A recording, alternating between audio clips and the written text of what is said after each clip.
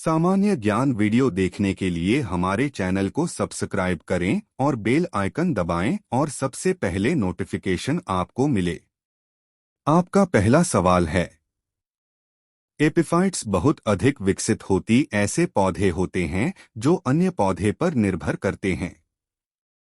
आपका विकल्प है ए भोजन हेतु, बी जल हेतु, सी छाया हेतु, डी यांत्रिक मदद हेतु।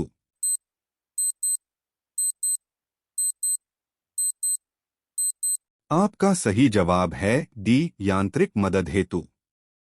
आपका दूसरा सवाल है, पारिस्थितिक निके की संकल्पना को प्रतिपादित किया था।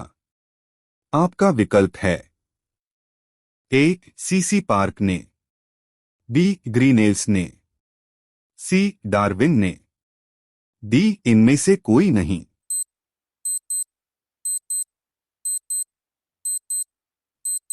आपका सही जवाब है बी ग्रीनेल्स ने। आपका तीसरा सवाल है, धूल प्रदूषण रोकने के लिए उपयुक्त वृक्ष है।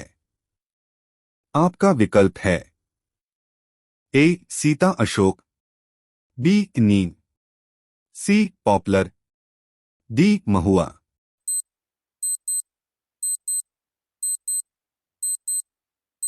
आपका सही जवाब है बी नीम।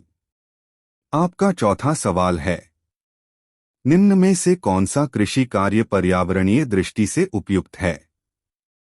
आपका विकल्प है ए कार्बनिक कृषि, बी किस्मों का उत्पादन, सी स्थानांतरित कृषि, डी इनमें से कोई नहीं।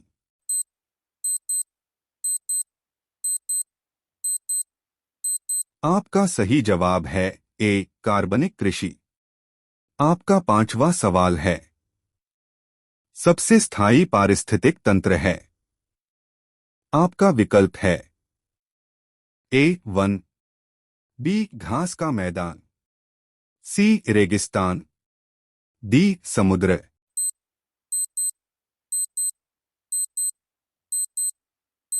आपका सही जवाब है डी समुद्र। आपका छठवां सवाल है, निम्न में से कौन सा कृषि कार्य पर्यावरणीय दृष्टि से उपयुक्त है।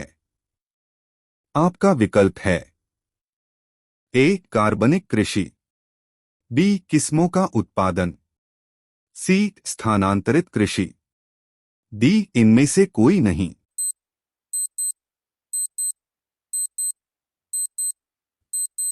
आपका सही जवाब है ए कार्बनिक कृषि। आपका सातवां सवाल है, धूल प्रदूषण रोकने के लिए उपयुक्त वृक्ष है। आपका विकल्प है ए सीता अशोक, बी नीम, सी पॉपुलर, डी महुआ।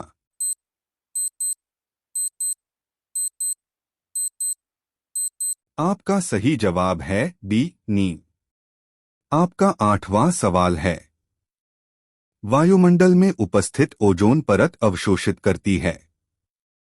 आपका विकल्प है ए आर्कटिक महासागर के ऊपर, बी अलास्का के ऊपर, सी अंटार्कटिका के ऊपर, डी इनमें से कोई नहीं।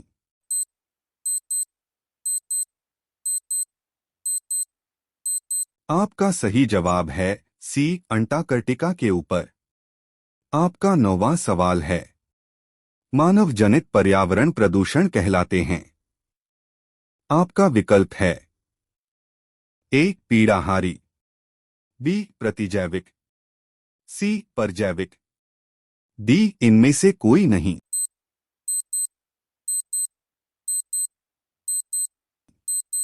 आपका सही जवाब है सी परजैविक। आपका 10वां सवाल है, वैश्विक तापन के फलस्वरूप हो सकता है। आपका विकल्प है ए समुद्र तल में वृद्धि, बी तट रेखा में परिवर्तन, सी फसल के स्वरूप में परिवर्तन, डी इनमें से कोई नहीं।